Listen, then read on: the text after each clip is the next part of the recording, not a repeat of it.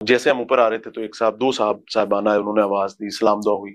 تو پہلی بات جو انہوں نے کی کہ ایتھے کتنے وہ ایتھے بڑا اس طرح نہیں جو یہ وہ رائے مجھ سے کیوں ہے؟ نہیں وہ کیا کہا ایسا 2 نمبر ایتھے بڑا 2 نمبر آدمی ہے یہ رائے کیوں ہے؟ آپ کے اپنے علاقے میں آپ کے ارد گرد آپ کے دروازے پر ایک صاحب ملتے ہیں اور وہ یہ رائے رکھتے ہیں، یہ رائے آپ کے بارے میں نہیں ہونی چاہیے. اس سے زیادہ آج دنیا میں 8 ارب کی آبادی میں 6 ارب سے زیادہ لوگ نبی اسلام کو بھی یہی سمجھتے ہیں. صرف 2 ارب لوگ ہیں ان کے ماننے والے. 6 ارب سے زیادہ لوگ نبی اسلام کو بھی یہی سمجھتے ہیں کہ میرے سینے کی دھڑکن ہے، میری آنکھوں کے تارے ہیں، سہارا بے سہاروں کا خدا کے وہ دلارے ہیں. 6 ارب سے زیادہ لوگ نبی اسلام کو بھی یہی سمجھتے ہیں. سمجھ کر تم فقط اپنا انہیں تقسیم نہ کرنا، نبی جتنے تمہارے ہیں نبی اتنے ہمارے ہیں. 6 ارب سے زیادہ لوگ نبی اسلام کو بھی یہی سمجھتے ہیں.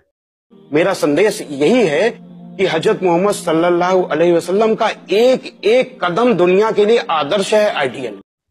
6 ارب سے زیادہ لوگ نبی اسلام کو بھی یہی سمجھتے ہیں.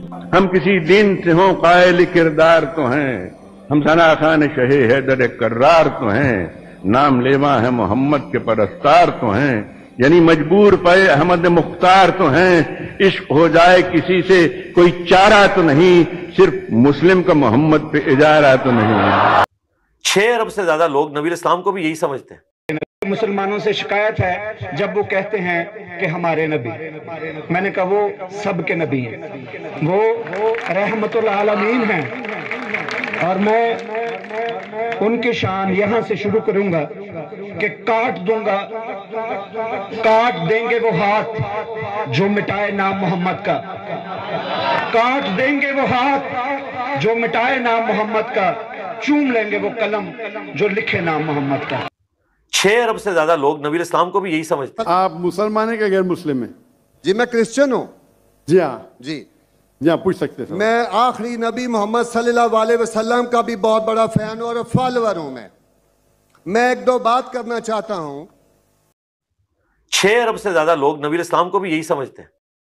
مجھ کو محبت ہے اس لیے کیونکہ محمد صاحب نے جو ہم کو سوتر دیا، آپ بول دیں گے آئی لو محمد، آئی لو محمد، آئی لو محمد، آئی لو محمد، آئی لو محمد، ایک بار نہیں بار بار آئی لو محمد. 6 ارب سے زیادہ لوگ نبی اسلام کو بھی یہی سمجھتے ہیں. میں ہندو ہوں، جات کا چمار ہوں، اور محمد کے شہر میں رہتا ہوں، اللہ سے میں سجدہ کرتا ہوں. تو بھائی لوگ میں یہاں اونٹ چراتا ہوں، ٹھیک ہے نا، دیکھ سکتے ہیں آپ لوگ اونٹ چراتا ہوں. میری ویڈیو آپ لوگ دیکھے ہوں گے کہ میں اونٹ چراتا رہتا ہوں، اور بہت محمد کے شہر میں عزت بھی ملتی ہے، سمان بھی ملتا ہے. یہ تو فی الحال 7 تماچے مرزے کے منہ پر رسید ہوئے ہیں، ابھی تو بہت سارے تماچے باقی ہیں. جب مرزے سے یہ بات کی گئی کہ تیرے ہمسائے تجھے 2 نمبر کہتے ہیں، تو اس پر مرزے نے بات کی نعوذ باللہ حضور علیہ الصلوۃ والسلام کے بارے میں کہ 6 ارب سے زیادہ لوگ حضور علیہ الصلوۃ والسلام کو ایسا سمجھتے ہیں نعوذ باللہ. تو 6 ارب لوگوں کی طرف نسبت کر کے یہ بات کرنا یہ بھی بے ادبی ہے. پھر اس پر یہ لوگ دلیل یہ دے رہے ہیں، بالکل بے ڈھنگی دلیل، کہ جی وہ لوگ حضور علیہ الصلوۃ والسلام پر چونکہ ایمان نہیں رکھتے، جب ایمان نہیں رکھتے تو ایسا ہی سمجھتے ہیں. یعنی بے ادبی پر پھر بے ادبی کر رہے ہیں. یہ دلیل دینا خود بے ادبی ہے، کیونکہ ایمان نہ لانا اس بات کی دلیل نہیں ہے کہ وہ حضور علیہ الصلوۃ والسلام کو ایسا سمجھتے ہوں. کئی کافر آپ علیہ الصلوۃ والسلام پر ایمان تو نہیں رکھتے، لیکن حضور علیہ الصلوۃ والسلام کے ساتھ عقیدت رکھتے ہیں، اور ایمان نہ لانے کی وجہ بعضوں کا دنیاوی مفاد ہوتا ہے، طبی کمزوری ہوتی ہے، ضد ہوتی ہے، یا اور بھی کئی ساری وجوہات ہو سکتی ہیں. اس لیے ایمان نہ لانے کو دلیل بنانا اس بات پر کہ حضور علیہ الصلوۃ والسلام کو وہ ایسا سمجھتے ہیں، یہ بے ادبی پر پھر بے ادبی ہو رہی ہے. اس پر ہم ایک حدیث پیش کرتے ہیں، مشکات 1574، بخاری 1356. حدیث حضرت انس رضی اللہ تعالیٰ عنہ سے کہ ایک یہودی لڑکا حضور علیہ الصلوۃ والسلام کی خدمت کیا کرتا تھا، وہ بیمار ہو گیا. حضور علیہ السلام اس کی عیادت کے لیے تشریف لائے. حضور علیہ الصلوۃ والسلام نے اس کے سرہانے بیٹھ کر فرمایا کہ مسلمان ہو جا. اس نے اپنے پاس بیٹھے ہوئے اپنے والد کی طرف دیکھا تو والد نے کہا کہ ابو القاسم یعنی حضور علیہ الصلوۃ والسلام کی بات مان لے. وہ مسلمان ہو گیا. اب دیکھیں بچے کا جو والد تھا وہ اس کو کہہ رہے ہیں کہ بات مان لے، لیکن وہ خود اسلام قبول نہیں کر رہا، کلمہ نہیں پڑھ رہا.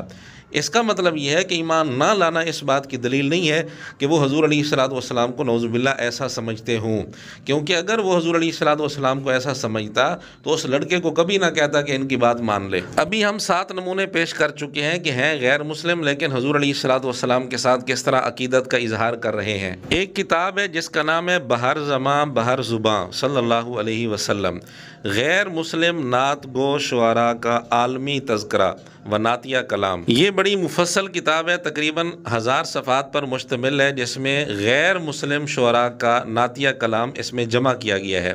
سینکڑوں غیر مسلم جس میں بہت سارے ہندو سکھ شعراء ہیں، ان کا حضور اکرم صلی اللہ علیہ وآلہ وسلم کی بارگاہ میں پیش کیا ہوا نذرانہ عقیدت اس کتاب کے اندر جمع کیا گیا ہے۔ اگرچہ اس حوالے سے کئی ساری کتابیں اور کئی سارے مضامین لکھے گئے ہیں، لیکن سب سے زیادہ مفصل تقریباً یہی کتاب ہے بہر زماں بہر زباں۔ اس کتاب کے مصنف نور احمد میرٹھی صاحب ہیں، انہوں نے بڑی محنت سے سینکڑوں غیر مسلم ہندو سکھ شعراء کے کلام جمع کیے ہیں حضور علیہ الصلوۃ والسلام کی تعریف اور نعت پر مشتمل۔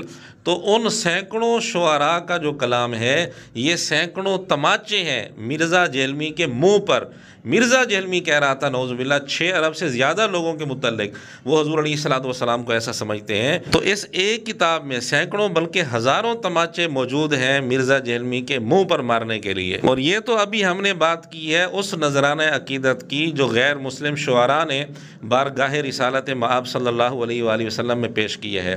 جو شعراء کے علاوہ دیگر غیر مسلم مفکرین ہیں، مصنفین ہیں، انہوں نے اپنی کتابوں میں اور اپنے مضامین میں کس طرح حضور علیہ الصلوۃ والسلام کی صفات کمال کا اعتراف کیا ہے، اس پر تو ابھی بات باقی ہے۔ فی الحال ہم بات کر رہے ہیں غیر مسلم شعراء کی۔ تفصیل تو آپ اس کتاب میں دیکھ سکتے ہیں اور اسی طرح دیگر کتابیں بھی موجود ہیں، لیکن ہم بطور نمونہ کے چند ایک اشعار آپ کے سامنے پیش کرتے ہیں جو غیر مسلم شعراء نے حضور علیہ الصلوۃ والسلام کی مدح میں کہے ہیں اور لکھے ہیں۔ ایک شاعر لکھتا ہے، کس نے قطروں کو ملایا اور دریا کر دیا، کس نے ذروں کو اٹھایا اور صحرا کر دیا، کس کی حکمت نے یتیموں کو کیا در یتیم اور غلاموں کو زمانے بھر کا مولا کر دیا۔ ایک اور غیر مسلم شاعر لکھتا ہے، تیری خاک پائے مقدس کو پہنچے نہ دارا نہ خسرو نہ جم یا محمد، تیرا حسن سیرت جو تحریر کر دے کہاں سے وہ لاؤں قلم یا محمد صلی اللہ علیہ وآلہ وسلم۔ ایک اور غیر مسلم شاعر لکھتا ہے، اب عمر کا لنگر ٹوٹ گیا ہو مجھ پہ نظر یا شاہ عرب، اعمال پہ پردہ ظلمت ہے لو میری خبر یا شاہ عرب،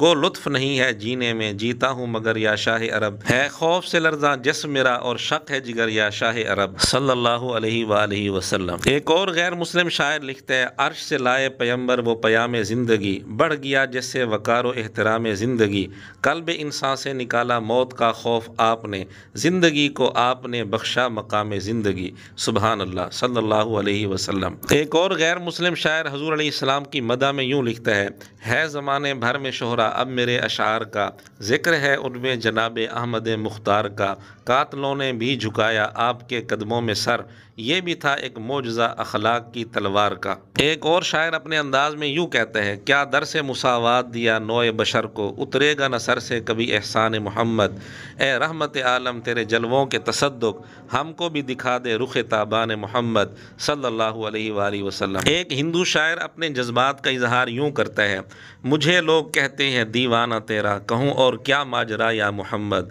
تیرا کوثری رہتا ہے ہندوؤں میں، ہے ظلمت میں آب بقا یا محمد، کچھ عشق پیمبر میں نہیں شرط مسلمہ، ہے کوثری ہندو بھی طلبگار محمد صلی اللہ علیہ وآلہ وسلم۔ ایک اور غیر مسلم شاعر حضور علیہ السلام کی مدح کرتے ہوئے لکھتا ہے، چمکتا ہے روزہ درون مدینہ، انگوٹھی میں جیسے جڑا ہو نگینہ، پیغمبر کی تقلید لازم ہے گلشن، نہ پالو کبھی دل میں بغض اور کینہ۔ بہرحال یہ چند ایک نمونے پیش کیے گئے ہیں۔ سینکڑوں غیر مسلم شعراء نے حضور علیہ الصلوۃ والسلام کی مدح اپنے اشعار میں اپنے اپنے انداز میں کی ہے۔